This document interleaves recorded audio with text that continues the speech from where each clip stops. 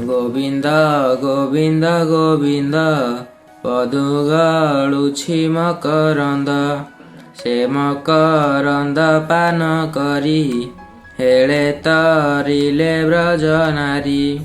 ସେ ବ୍ରଜ ନାରୀଙ୍କ ପୟରେ ମନ ମୋ ଥାଉ ନିରନ୍ତରେ, ମନ ମୋ ନିରନ୍ତରେ ଥାଉ। ହା କୃଷ୍ଣ ବୋଲି ଜୀବ ଯାଉ, ହା କୃଷ୍ଣ ବୋଲି ଯାଉ ଜୀବ, ମୋତେ ଉଦ୍ଧର ପଦ୍ମନାଭ। ଶ୍ରୀମଦ୍ ଭାଗବତ ଏକାଦଶ ସ୍କନ୍ଧ ଅଷ୍ଟମ ଅଧ୍ୟାୟ। ଶ୍ରୀ ଭଗବାନ ଉବାଚ ହସି କହନ୍ତି ବାସୁଦେବ, ଶୁଣ ହେ ଭକତ ଉଦ୍ଧବ। ହେତୁ କାରଣ ତୁ ହି ଜାଣି, ଯେତେ କହିଲୁ ପରିମାଣି। ବ୍ରହ୍ମା ଶଙ୍କର ଆଦି ଦେବେ, ମୋର ନିକଟେ ଆସି ଏବେ। ଅନେକ ସ୍ତୁତି କଲେ ପାଶେ, ବୈକୁଣ୍ଠ ଗମନ ବିଶ୍ୱାସେ। ମୁଁ ଏବେ ଦେବ କାର୍ଯ୍ୟ କରି, ଅବନିଭାର ପରହରି। ଆଉ ତ ପ୍ରୟୋଜନ ନାହିଁ, ନିଜ ଭୁବନେ ଯିବି ମୁହିଁ। ବ୍ରହ୍ମା ବଚନ ଇଷ୍ଟ ମୋର, ଏଣୁ ମନୁଷ୍ୟ ଅବତାର। ତୁ ଏବେ ଶୁଣ ମୋ ବିଶ୍ୱାସେ, ଆଜହୁଁ ଶପଥ ଦିବସେ। ଏ ଯେ ମୋହର ଯଦୁବଂଶ, ଘୋର କନ୍ଦଳେ ଯିବେ ନାଶ। ଶପଥ ଦିନ ରାତ୍ର କାଳେ, ପ୍ରଚଣ୍ଡ ମୁଦ୍ର ଉଲ୍ଲୋଳେ। ଏ ଯଶ ପୁରୀ ସିନ୍ଧୁ ଜଳେ, ବୁଡ଼ି ପଡ଼ିବ ରସାତଳେ। ମୋର ନିବାସ ମାତ୍ର ଥିବ, ଜଳେ ଦ୍ୱାରକା ନାଶ ଯିବ। ମୁଁ ପୁଣି ଯିବି ନିଜ ପୁରୀ, ମହି ଦିଶିବ ତହସିରି। ଏକେ ଲୋକେ ହୋଇବେ ଖଳବଳ, ନାସିବେ ଭୁବନ ମଣ୍ଡଳ। ଶୁଣି ମୋହର ତନୁ ତ୍ୟାଗ, ଘୋର ଗହନ କଳିଯୁଗ। ବ୍ରହ୍ମାଣ୍ଡ ମଧ୍ୟେ ବଳେ ପଶି, ଭୂମି ଗଗନେ ତେଜ ରାଶି। ହରିବ ସର୍ବ ଜତୁ ମନ, ତୁ ଏବେ ଶୁଣ ମୋ ବଚନ। ଦଣ୍ଡେ ନ ରହ ମୋର ସଙ୍ଗେ, ଅରଣ୍ୟ ବସ ଯାଇ ବେଗେ। ଏକ ଘୋର କଳି ଯୁଗ ଗତି, ଲୋକେ ହୋଇବେ ଦୁଷ୍ଟମତି। ହିଂସା ରହିବେ ଏକ ଏକେ, ସର୍ବେ ମଜିବେ ଦୁଃଖ ସୁଖେ। ଅଗମେ କରିବେ ଗମନ, ନିନ୍ଦିବେ ନିଗମ ବଚନ। ଏଣୁ ହୋଇବେ ଅଳ୍ପାୟୁଷ, ପାପେ କଳସେ ଯିବେ ନାଶ। ତୁ ଏବେ ଛାଡ଼ ସୁତବିତ, ତ୍ୟାଗ ସେବକ ପ୍ରେମ ଚିତ। ସକଳ କର୍ମ ଦୂର କରି, ମୋର ଚରଣେ ଚିତ୍ତେ ଧରି। ପୃଥିବୀ କରି ପର୍ଯ୍ୟଟନ, ଅସତ୍ୟ ଦେଖ ତ୍ରିଭୁବନ। ଦୃଷ୍ଟି ଶ୍ରବଣ ବାକ୍ୟ ମନେ, ଯେତେ ବିଚାର ଅବଧାନେ। ଏ ସର୍ବ ମାୟାର ସଂସାର, ଏଣୁ ତୁ ବିଶ୍ୱାସ ନ କର। ବିବିଧ ମତେ ଚିତ୍ତ ଭ୍ରମେ, ଅନ୍ଧ ଦେଶନେ ଘୋର ତମେ। ସଂସାର ବୃଦ୍ଧି କରେ, ଦୋଷ ଦୋଷ ନ ବିଚାରେ। କର୍ମ ଅକର୍ମ ବୋଲି ମଣେ, ବିକର୍ମ ବିଧି ବିଚାରଣେ। ଏଣୁ ମଣଇ ଗୁଣ ଦୋଷ, ଭେଦ ବିବାରେ ବୃଦ୍ଧି ଭ୍ରଂଶ। ବେଦ ବଚନ ଏହି ମତେ, କର୍ମାନୁସାରେ ନିଜ ପଥେ। ନିୟତ କର୍ମ ନ କରଇ, ବିକର୍ମ ଦୋଷ ଗୁଣ ବହି। ନିଷେଧ କର୍ମ ବୋଲି ତାରେ, ଏଣୁ ପଡ଼ଇ ଏ ସଂସାରେ ଏହା ତୁ ସୁମେନ ବିଚାରି ଚଞ୍ଚଳ ଚିତ୍ତ ସ୍ଥିର କରି ସର୍ବେ ଇନ୍ଦ୍ରିୟ ମନ ରୁନ୍ଧେ ନିୟତ କର୍ମେ ଦେଇ ବୃଦ୍ଧି ଆତ୍ମାକୁ ଦେଖ ସର୍ବମୟେ ବିବେକ ସୁଜ୍ଞାନ ଉଦୟେ ସମାଧି ବସି ଯୋଗ ଧ୍ୟାନେ ଆତ୍ମାକୁ ଦେଖି ଆତ୍ମଜ୍ଞାନେ ଏଣେ ସନ୍ତୋଷ ମନ ରହ ଖଣ୍ଡିବୁ ସକଳ ସନ୍ଦେହ ଯାର ହୃଦରେ ଦୋଷ ଗୁଣ ଭେଦି ନ କରେ ବିଚାରଣ ସକଳ ସମାନ ଦେଖଇ ବିଧି ନିଷେଧ ତାର ନାହିଁ ବାଳକ ବାଳିକା ସଙ୍ଗତେ ଅଜ୍ଞାନେ ଖେଳନ୍ତି ଯେ ମନ୍ତେ ବାଳକ ସ୍ୱଭାବ ଗୁଣ ବହି ଅଙ୍ଗ ସଙ୍ଗର ନ ଜାଣଇ ବିତର୍କ ଜ୍ଞାନୀ ସେହି ମତେ କ୍ରୀଡ଼ା କରଇ ଏ ଜଗତେ ସକଳ ଦେଖଇ ସମ୍ମାନ ଏଣୁ ନ କରେ ବସ୍ତୁ ଜ୍ଞାନ ତୁ ଏବେ ସର୍ବ ପ୍ରାଣୀ ହିତେ ନିରତେ ଥା ଶାନ୍ତି ଚିତେ ନିରତେ ଜ୍ଞାନେ ମନ ଦେଇ ମନ ନିଶ୍ଚଳ ରଖ ତୁହି ସଂସାର ଦେଖ ମାୟା ସ୍ୱରୂପ ଜନ୍ମ ନହିବୁ ଭବକୂପ ଉଦ୍ଧବ ଉବାଚ ଏମନ୍ତେ କୃଷ୍ଣର ବଚନ ଶୁଣି ଉଦ୍ଧବ ଖେଦ ମନ ପ୍ରଣାମ କରି କୃଷ୍ଣ ପାଦେ କହଇ ଶୋକ ଗଦ ଗଦେ ହେ ମହାଯୋଗୀ ଯୋଗେଶ୍ୱର ଦୁର୍ଲଭ ବଚନ ତୁମ୍ହର ନ ପଶେ ମୋହର ହୃଦୟେ ନଳିନୀ ଦେଲେ ଜଳ ପ୍ରାୟେ ତୁମ୍ଭେ କହିଲ ତାର ଗୁଣ ଯେ ଧର୍ମ ସନ୍ନ୍ୟାସ ଲକ୍ଷଣ କର୍ମ ଜଡ଼ିତ ମୋର ମନେ ସର୍ବଦା ବିଷୟ ଚିନ୍ତିଲେ ତୋର ଭକତି ନାହିଁ ଚିତେ ମନକୁ କହିବି କେମନ୍ତେ ତୋର ସ୍ମରଣ ଯାର ଦୂରେ କି ରୂପେ ତ୍ୟାଗ ତା ସଂସାରେ ଯେ କିଛି ତୋହର ଚରଣେ ମୁହିଁ ପୁଛଇ ଦାସପଣେ ମୁଁ ମୂଢ଼ ମାୟା ଜଡ଼ମତି ଭୋନାଥ ଶୁଣ ଯଦୁପତି ମୁହିଁ ମୋହର ଏ ସଂସାର ସକଳ କର୍ମ ହିଁ ମୋହର ମୋହେ ଜଡ଼ିତ ମୋର ଚିତ ଏଣୁ ମୁଁ କୈବଲ୍ୟ ବଞ୍ଚିତ ଅସତ୍ୟ ସୁତ ଦାର ଧନ ମୋର ମୋ ମନ କରେ ନିତ୍ୟ ଧ୍ୟାନ ମାୟା ସଙ୍କଟ ଘୋର ଜଡ଼ି ଭବ ବନ୍ଧନେ ଅଛି ପଡ଼ି ଏ ମୋର ମାୟା ଜାଲ ପାଶ କିଞ୍ଚିତେ ଛେଦ ପିତବାସ ନିଶ୍ଚୟ କରି ନିଜ ଦାସ କହ ତୋ ମାର୍ଗ ଉପଦେଶ ତୁ ଆତ୍ମା ସତ୍ୟ ନିତ୍ୟ ନିଧି 14 ଭୁବନେ ପ୍ରସିଦ୍ଧି ତୁ ବ୍ରହ୍ମ ଜ୍ଞାନ ଗୁରୁଦାତା ତୋ ବିନୁ ନାହିଁ ଅନ୍ୟ କର୍ତ୍ତା ନାନା ପ୍ରପଞ୍ଚ ବେଦ ବାଦେ କେ ଅଛି ସୁର ଭାବ ମଧ୍ୟେ ବ୍ରହ୍ମାଦି ଦେବ ଗଣ ଯେତେ ତୋହର ମାୟା ବିମି ହୋତେ ବିଷୟ ଧ୍ୟାନ ଅବତରି ଏଣୁ ତୋ ମାର୍ଗେ ସେ ବଞ୍ଚିତ ସେ ଯେବେ ତତ୍ଵ ଅବକାରୀ ତୋ ମାୟା ନ ପାରିଲେ ତରି ଅଶେଷ ମହିମା ତୋହର ସର୍ବଜ୍ଞ ଜଗତ ଈଶ୍ୱର ଯେଣୁ ତୁ ଅଷ୍ଟ ଦିନ ନଦୀ ଧାଇ ତେଣୁ ତୁ ସର୍ବ ଅଧିକାରୀ ଅକୁଣ୍ଠ ବୈକୁଣ୍ଠ ମହିମା ବେଦ ନ ଜାଣେ ତୋର ସୀମା ହେ ଜଗନ୍ନାଥ ନାରାୟଣ ତୋ ପାଦେ ପଶିଲି ଶରଣ ତୋ ନାମ ଦୂର ତଦହନ ମୋ ପାପ କର ବିମୋହନ ଉଦ୍ଧବ ବାକେ ଯଦୁମଣି ମନ ହୃଦୟ ତାର ଜାଣି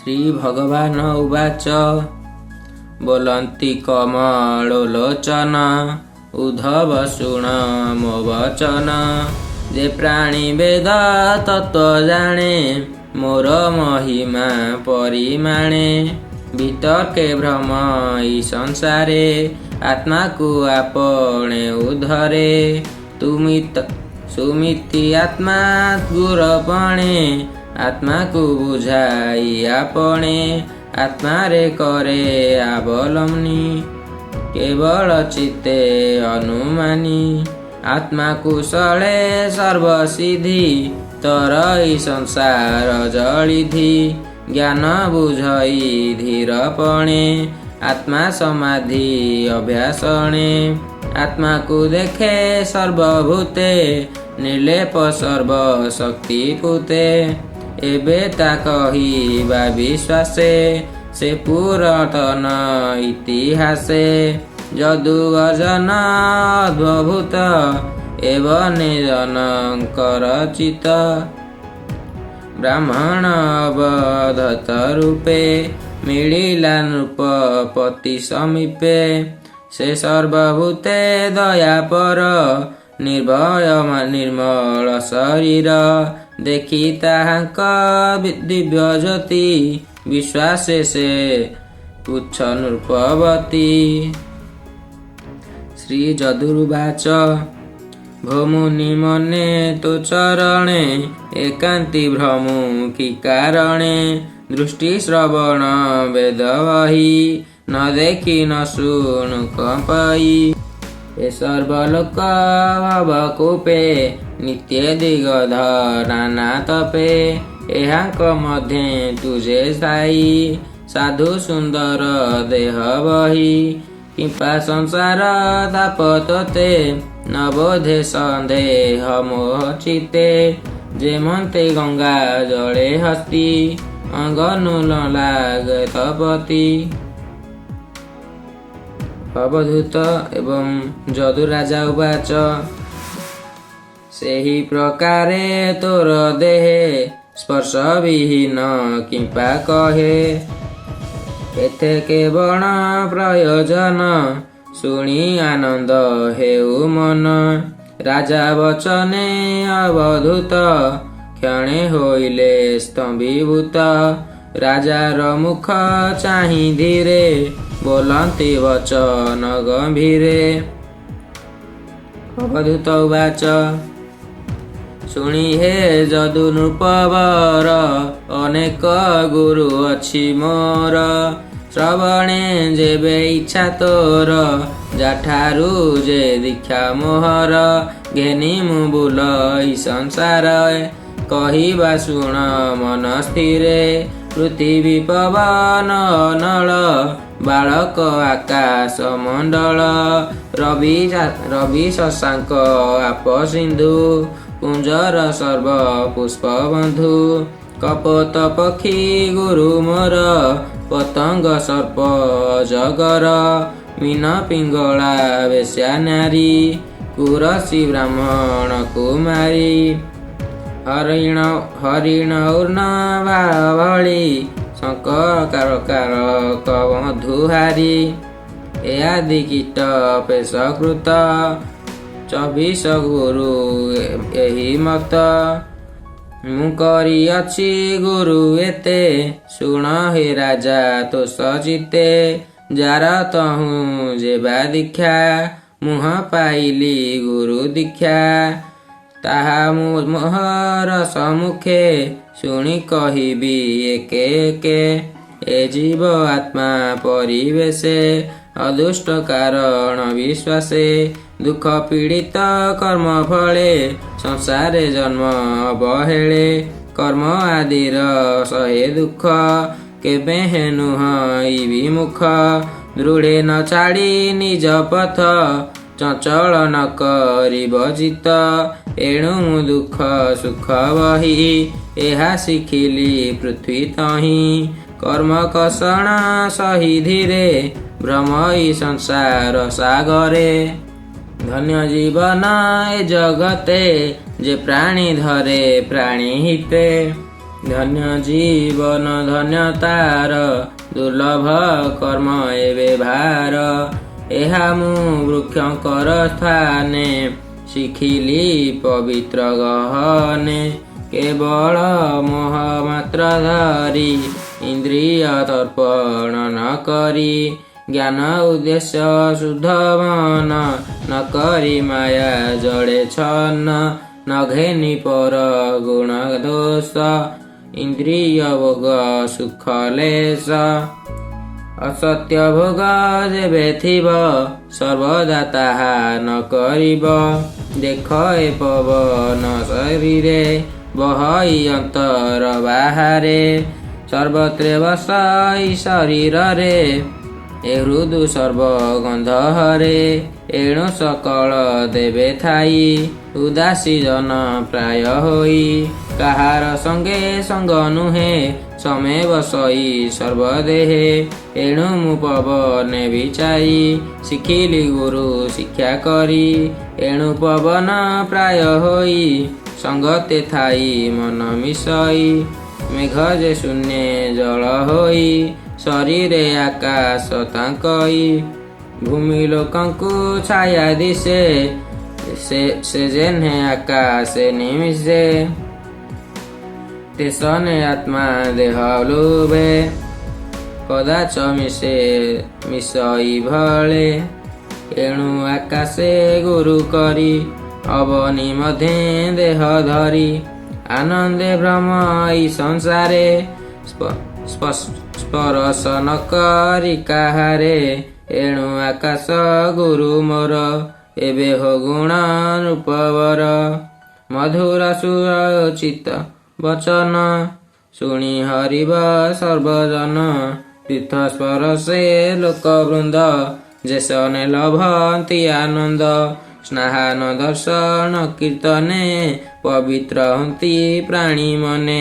ସେ ଅନୁଭବ ମୋର ଶିକ୍ଷା ଜଳୁ ଶିଖିଲି ଗୁରୁ ଦୀକ୍ଷା।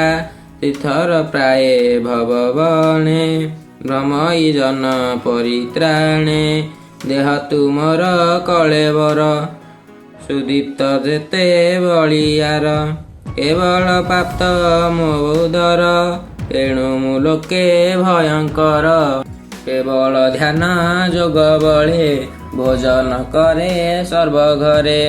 ଏଣୁ ମୁଁ ଅଗ୍ନି ଗୁରୁ କରି ଲୋକେ ଭ୍ରମଇ ଦେହ ଧରି। ଅଗ୍ନି ଯେ ସନ ସର୍ବ ଖାଇ ବିଚାରେ ଗୁଣ ଦୋଷ ନାହିଁ। ଜନ୍ମ ମରଣ ଜରା ମୃତ୍ୟୁ ଉଭୟ ଦୁଃଖ ସୁଖ ହେତୁ। ଏ ସର୍ବଗୁଣ ବହେ ଦେହେ ଜୀବନ ନୁହେଁ ପରିଗ୍ରହେ। ଚନ୍ଦ୍ରର କ୍ଷୟ ବୃଦ୍ଧି ଯେହ୍ନେ କୃଷ୍ଣ ଶୁକ୍ଳ ପକ୍ଷୀ ମାନେ। ଲୋକେ ଲୋଚନେ ଭ୍ରାନ୍ତି ଦିଶେ ଅକ୍ଷୟ ଏକ କଳା ଶେଷେ। ଜୀବର ଏମନ୍ତ ବ୍ୟବହାର ସ୍ୱଭାବେ ଅଜର ଅମର। ଏଣୁ ଅନୁଭବେ ଚନ୍ଦ୍ର ଚାହିଁ ଭ୍ରମଇ ଗୁରୁ ଶିକ୍ଷା ପାଇ। ଇନ୍ଦ୍ରିୟ ଗଣ ଏ ଶରୀରେ ଭ୍ରମନ୍ତି ବିଷୟାତଗୋରରେ। ଯେ ଯା ବିଷୟ ହନୁମାନେ ଭୋଗ କରନ୍ତି ନିଜ ସ୍ଥାନେ। ଆତ୍ମାର ସଙ୍ଗ ନାହିଁ ତେଣେ ଅଦିତ୍ୟ ଯେ ସନେ କିରଣେ। ସକଳ ସ୍ଥାନେ ରସହରେ ନିର୍ଦୋଷ ନିର୍ଲେପ ବିଚାରେ। କାଳରେ ସମସ୍ତ ତ୍ୟଜଇ ସଞ୍ଚଇ ଦାନେ ଯୋଗ ନହି। ଏ ଜୀବ ଆତ୍ମା ସର୍ବେ ଦେହେ ଇନ୍ଦ୍ରିୟର ସେ ବଶନ ହେ। ଏଣୁ ଅନୁମାନେ ମୋ ବିଚାର୍ୟ ଏଣୁ ମୋ ଗୁରୁ ଦିବାକର। ଏ ଭାବେ ଯେତେ ଜନ ଥାନ୍ତି ତାହାଙ୍କୁ ବୋଲି ମହାମତି। ଏଣୁ ସଂସାର ସଙ୍ଗତେ କିରତି ନ କରିବ ଚିତେ। ଯେବେ କରିବ ମୋହ ପାଶେ କପତେ ପ୍ରାୟ ଜୀବନାଶେ। ଶୁଣ ରାଜନ ତୋଷ ମନେ କପତ ପକ୍ଷୀ ଘୋର ବନେ। କପୋତ ସଙ୍ଗେ ସ୍ନେହ ଭାରେ ଅରଣ୍ୟ ଗୃହ ବାସ କରେ। କପୋତୀ ସଙ୍ଗେ ଭୋଗ ଆସେ, ଦୃଢ଼େ ଯନ୍ତ୍ରିତ ମୋହ ପାସେ। ନିତ୍ୟ କରନ୍ତି କ୍ରୀଡ଼ାଙ୍ଗନ, ନିମିଷେ ନ ଛାଡ଼ନ୍ତି ସଙ୍ଗ। ସ୍ନେହରେ ବନ୍ଧନ ସମଗେଳେ, କଳା ବଞ୍ଚନ୍ତି କତୁହଳେ। ସଙ୍ଗ ବିଚ୍ଛେଦ ତିଳେ ମାତ୍ରେ, କେବେ ନ ଦେଖନ୍ତି ତନ୍ତ୍ରେ।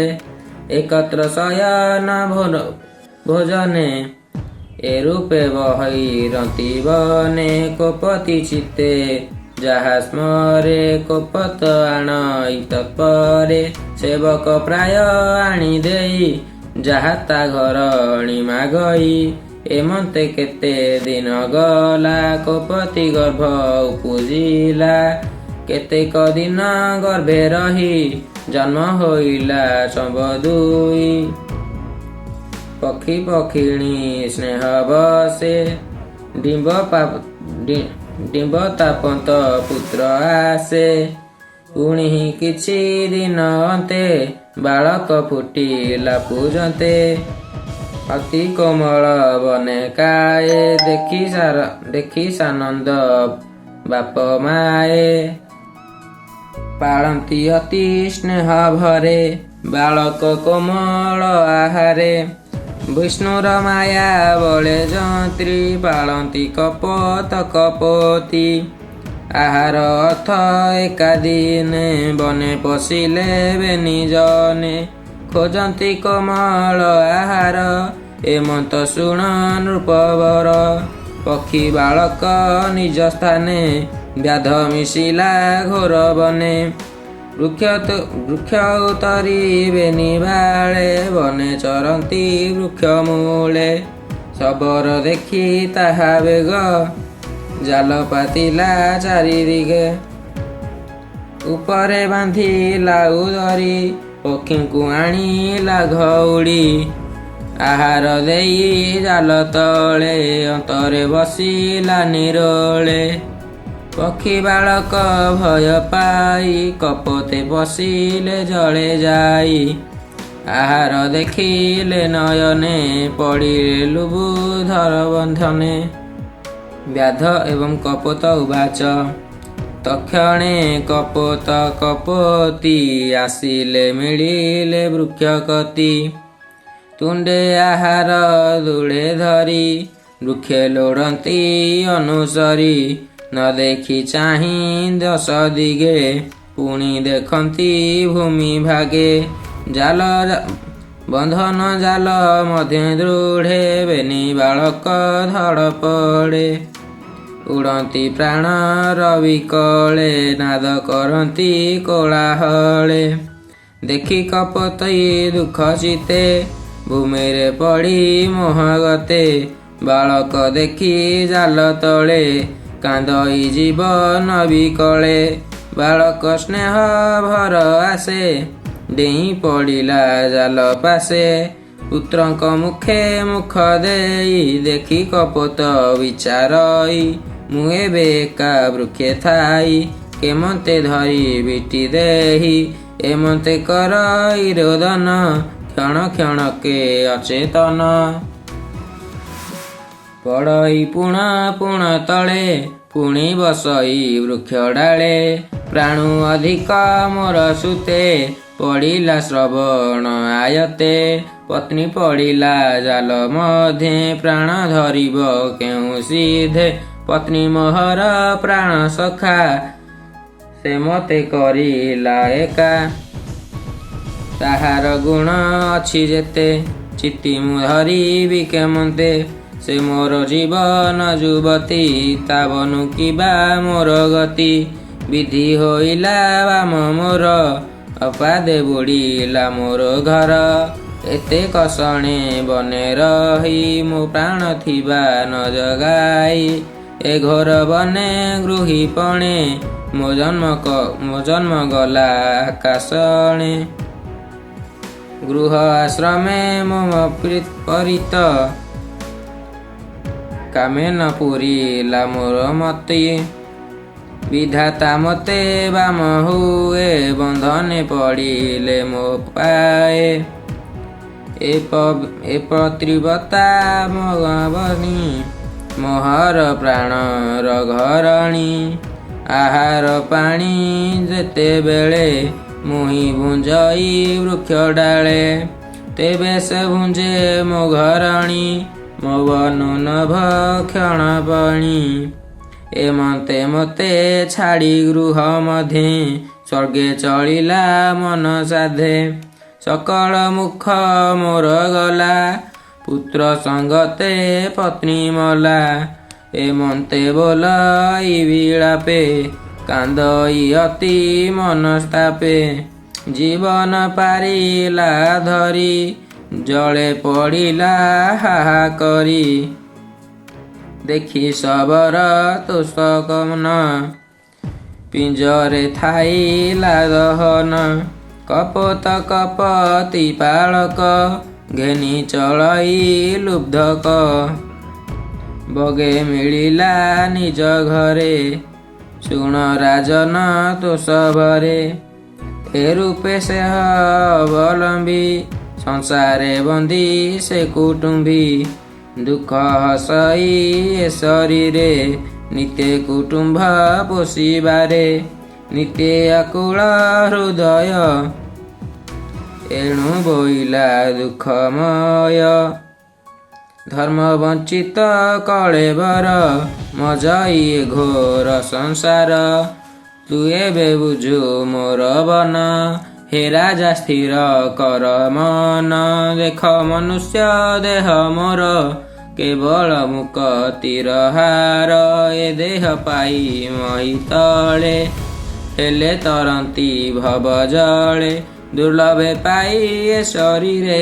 कुटुंबे दृढ़ मति जार दिन बंचई दुखे सुखे अन्ते पड़ई कुंभी पाके भावे बुझिला संसार एणु कपत गुरु मोर एबे तु शुण एक चिते भावे कहिली मुहि जेते भावे बुझिली संसारे बोलई निगम गोचरे एणु संसारे प्राणी हिते भणई विप्र जगन्नाथे इति श्रीमद्भागवते महापुराणे परमहंसाय संहिताया वैशाखिका एकादश स्कंधे श्रीकृष्ण उद्धव संवादे कपोतपाख्यान वर्णे नाम अष्टम अध्याय। ओम भगवते वासुदेवाय नमः नमः।